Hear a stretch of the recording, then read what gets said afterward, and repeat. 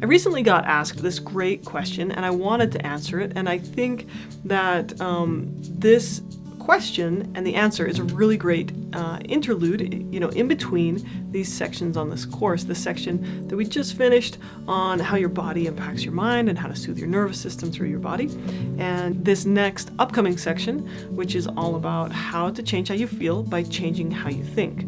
So I got asked this question recently. I thought it was a great question. Right? Someone asked me, I think about and talk about my emotions all the time, but I still feel terrible. I still feel upset about the past. No matter how much I try to work through my emotions or my memories, they just keep coming back.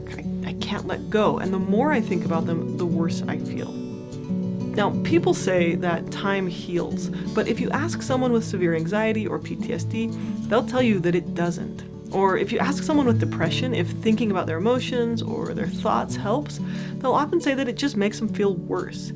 So here's the thing. Usually what's causing our mental block is that instead of processing through an emotion and coming out the other side, something that we're doing is leaving us cycling, going in a circle and constantly getting stuck. One definition of insanity is doing the same thing over and over and expecting different results. So in this video, we're going to talk about what causes these mental and emotional blocks, as well as discuss some strategies to help you break through them.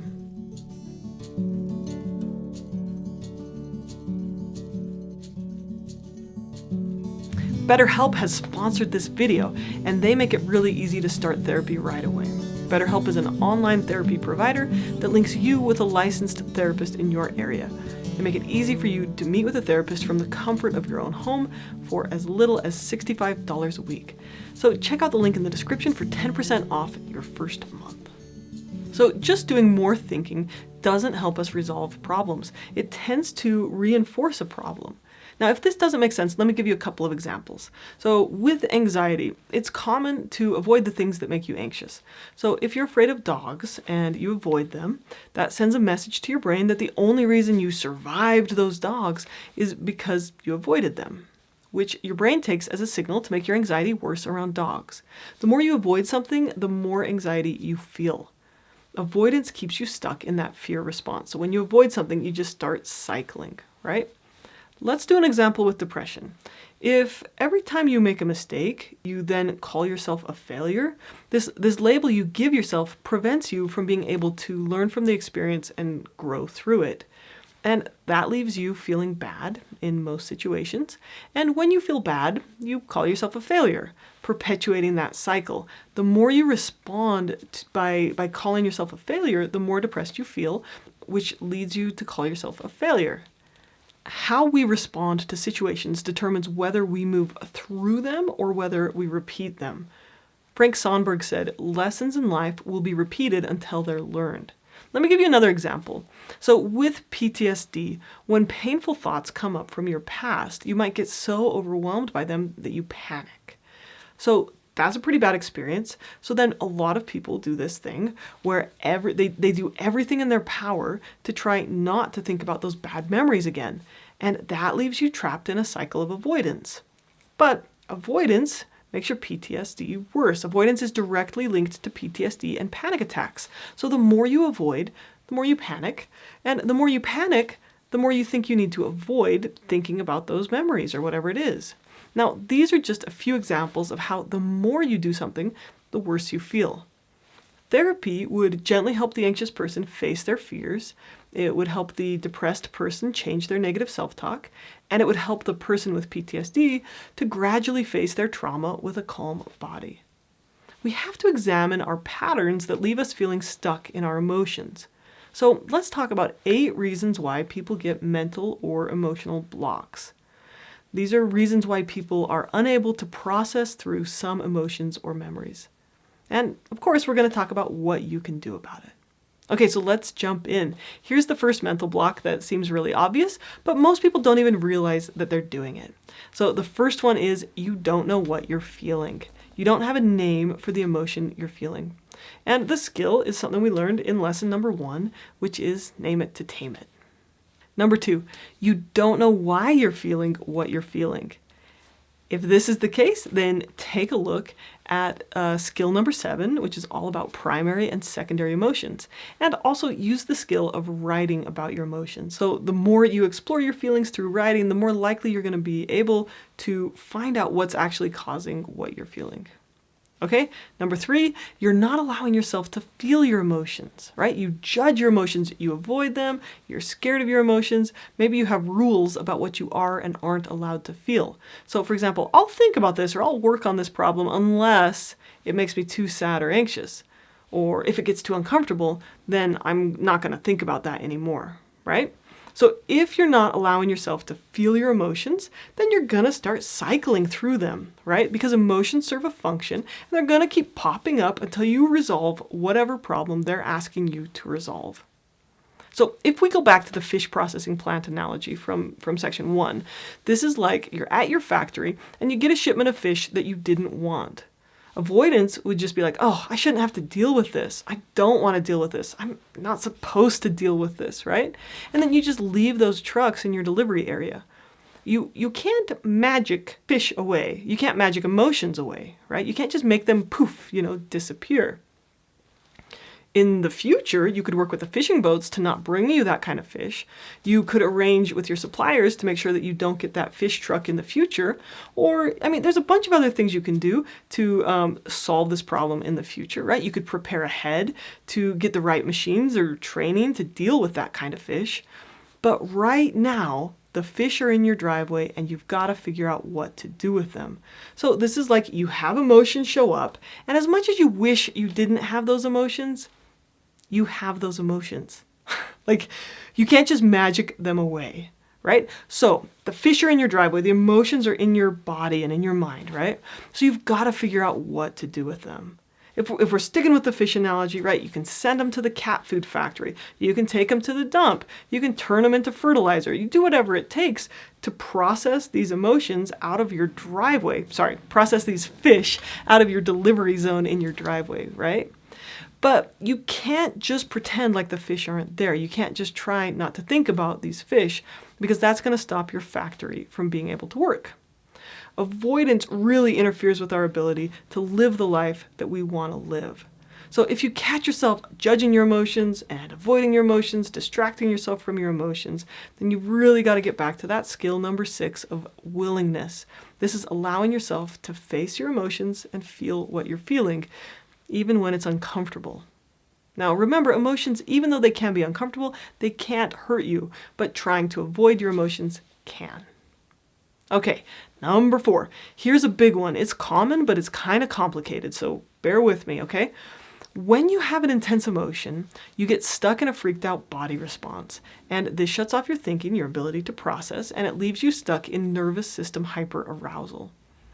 Your brain has to go through like 6 steps to resolve an issue, right? Notice it, name it, pause, explore, choose, and act. And this allows your body to return to calm. Your brain's constantly trying to work through these emotional problems, and when we don't work through them, that's why they keep popping up over and over. It's going to repeat that cycle over and over until it comes to a solution or a conclusion. Now, this process doesn't just happen because of big traumatic events or decisions. It can happen with common everyday decisions too. So, for example, just recently I was trying to replace the flooring in our house. We have 24-year-old carpet. It is gross. It really needed to go. So I started exploring all of the options, and pretty soon I got kind of overwhelmed with all of the choices, the color styles, the types of flooring, interior design, which I have no idea how to do. So then I started researching, and then I started going to all the flooring stores, and I just started thinking about it all the time, like this was a problem I needed to solve. Pretty sure my husband got quite sick of hearing me talk about it, because to him it's like, I don't care, right? Not a big deal. For me, it was a big deal. So finally, when I made a decision and took action on it, I still didn't have that flooring installed, but as soon as I had made my decision, my brain stopped obsessing about it.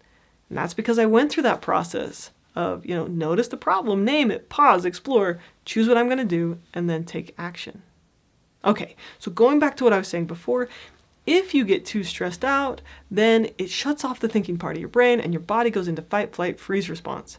So this happens a lot with couples who argue, And when they get really upset, they just stop talking and let it blow over. But they never come back and resolve a problem. So they always just leave. As soon as the argument gets to a certain level of intensity, they just leave the argument at that point, right? And that problem never gets resolved, and it stays at that level of intensity, like inside of them, right? And this happens when couples don't have the skills to work through the impasse. And then resentment just builds and builds. Another example of this, right? It's just basically like when your circuits get overwhelmed, they kind of, your circuit breaker pops, and you're like, never mind, I'm not dealing with this, and you leave. But that leaves your body trapped in that emotional response. Another example of this is like my daughter gets really scared in the intense part of movies. And I'm not talking like PG-13, I'm talking Disney movies. Like, every Disney movie has a climax point where there's a problem and it's kind of scary for a 6-year-old. So if we're watching this movie and it's like The Lion King, and as soon as we get to the point where there's like the stampede and Mufasa dies, and that is really sad, right? That's the point where she wants to turn the movie off. And then she's like traumatized by Disney movies, and she never wants to watch Disney movies again because she feels like the only thing that ever happens in Disney movies is it's like, first they're happy, and then they have a little problem, and then something awful happens, and then we turn off the movie. And we get stuck, right? If she were able to stick with it about 10 minutes more, we'd get to like Hakuna Matata, and then we'd get to like, oh, we're going to face our fears and we're going to fight Scar. And then in the end, there's that scene where like the grass is growing and they're up on Pride Rock and they're happy and there's love, right?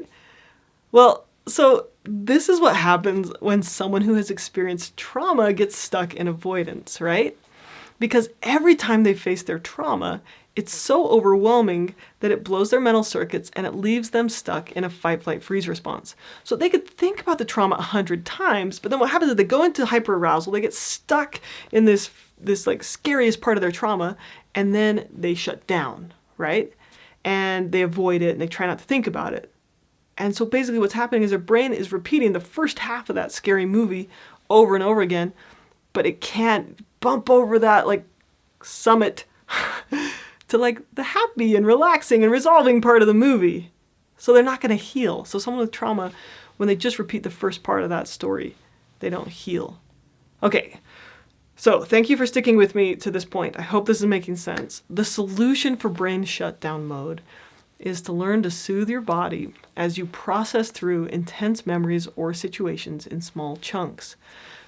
So you could process trauma 100 times, but if every time, all 100 times you do it, you still have that same freaked out body, then the trauma is just going to get reinforced, and your brain's going to learn even more that thinking about or talking about trauma is scary. However, if you use these skills that we talked about in the entire previous section, right? When you have a calm body, when you train your body to calm down while you process through these memories or these emotions or, your fight in your marriage or whatever is going on, when you have a calm body, you can have a calm mind and you can get through your block. So the skill with this one is, when emotions get so intense, you learn to calm your body so that you can process through that, scary hump and get into the resolution stage. On to number 5. So here's another common thing that causes emotional blocks for many people. It's having beliefs that stop you from resolving a problem. So these are known as core beliefs. Core beliefs are more of an involuntary, emotional, knee-jerk reaction to a situation or an event. They're more, reactionary than they are something that you intentionally think out in your mind. So these are like a label that you subconsciously put on yourself or others or situations, and this keeps you from seeing the truth. And this reaction or this labeling happens so naturally that you don't even question it. But it gets in the way of you being able to see things for what they really are, and it interferes with your ability to process emotions. So a really common core belief is, I'm a bad person, or I'm not good enough, or I'm helpless.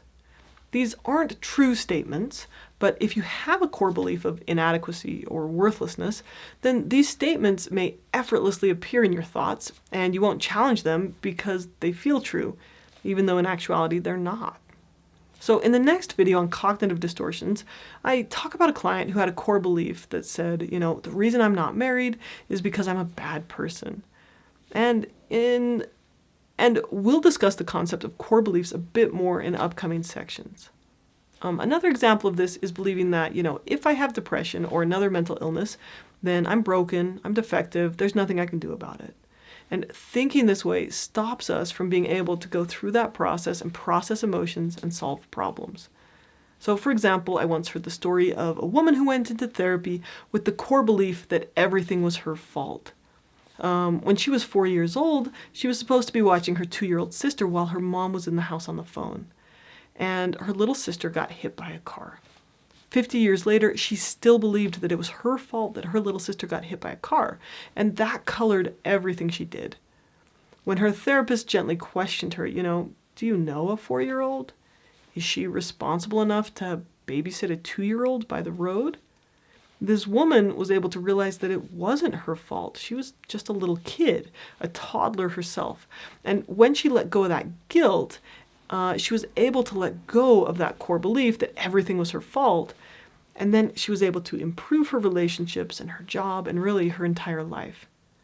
Now, this topic, this idea of core beliefs, this really is too big of a topic for this video. But basically, you can learn to examine your core beliefs. These directly contribute to your emotional response, but they're deeper than your thoughts or emotions. Essentially, they're your underlying paradigm of the world. Okay, reason number 6 why a lot of people aren't able to process through emotions is you are unclear about whether it's your responsibility or not.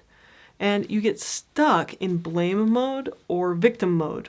Or you're waffling back and forth between the two of those, right? So that leaves you with a constant need to dredge up that blame again, or to make you feel vindicated, or you're acting helpless when you really need to solve something and take some action. So to solve this block, right? So sometimes someone's feeling really bitter because they just keep needing to go back to blame. Well, it's his fault that this happened. It's her fault that I feel this way. Da da da da da. When we have to stay in blame mode, that keeps us cycling. It keeps us cycling in that emotion over and over and over again. So to solve that, we really need to get clear on our responsibility. And one of the ways to do this is to do the locus of control activity. It's also important to learn the skill of forgiveness. There are other ways to keep boundaries, to protect yourself, and live a healthy life other than just holding resentment. So we're going to talk about that more in another section. Okay, so number 7 is processing difficulties. So in the brain, if you have a processing difference, right? So if you have ADD or a verbal processing disorder, or even if you look at an IQ score, there's 4 different sections on the IQ score that you average out to your total IQ score.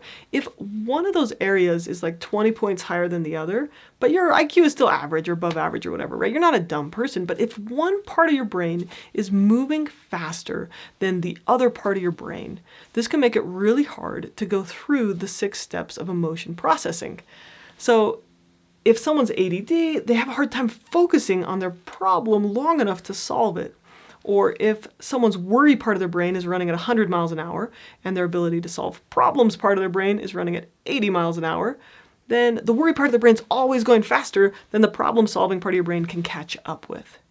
So we work through this by slowing down the process of emotion processing, and we make it as concrete as possible, because when it's up here in our brain, it's hard for us to work through it. So the way we do this is we write down our problems.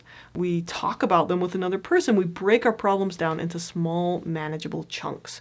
And in therapy, I do this. I'm almost always using a whiteboard or a piece of paper to diagram problems and to separate them into parts and to explore solutions. Because otherwise, they just get super complicated or overwhelming, and then people go into shutdown mode.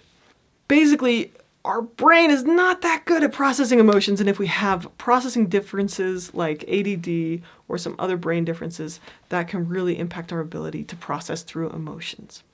Okay, number 8, let's just talk about some other brain differences. So, for example, with OCD, it's like your brain doesn't quite reach that stage of resolution as easily. So someone with a neurotypical brain who feels like their hands are dirty, after they wash their hands, they feel that resolution of that problem. They feel like they fixed it, and therefore they feel a sense of relief.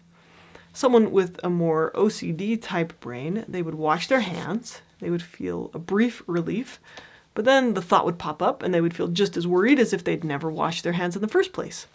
So some types of brains have a harder time staying in that resolved state. And with these brain differences, you just need to learn strategies that work specifically for your brain. And there are a lot, right? Exposure response prevention is one of these skills, as is cognitive diffusion, which we're going to talk about later in this course. So, when you feel stuck, here's what to do. Here's some of the things you can do that can help, right? Get a third party involved. When we're stuck, we're usually blind to what's actually causing the problem. I've heard it said, you're never upset for the reason you think you are. So getting a wise, reasonable person to share their perspective on the issue can help you see things more clearly and consider alternatives that can help get you unstuck. So of course I encourage you to talk with a therapist, a close friend, or a loving family member to see if they have some ideas that may help you. The other thing that's going to be helpful is learning to check yourself for thinking errors, learning to examine your negative thinking patterns and replace them with more helpful, more functional ways to think. And that's what we're going to talk about in the next section. It's all about cognitive distortions. So I hope to see you there. This video is one skill from my 30-skill course, How to Process Your Emotions, where I teach 30 of the most essential skills for resolving depression, anxiety, and improving mental health. Emotion processing is an essential skill for working through intense emotions, but most people have never been taught how to do it. I'm putting every single main video lesson on YouTube for the world to access for free. You watching these videos, sharing them, contributing to my Patreon, and my sponsors make this possible. If you would like to access the entire course in one place, ad-free, with its workbook, exercises, downloads, extra videos, live Q&As, additional short readings, and links to extended resources, the link to buy the course is in the description below.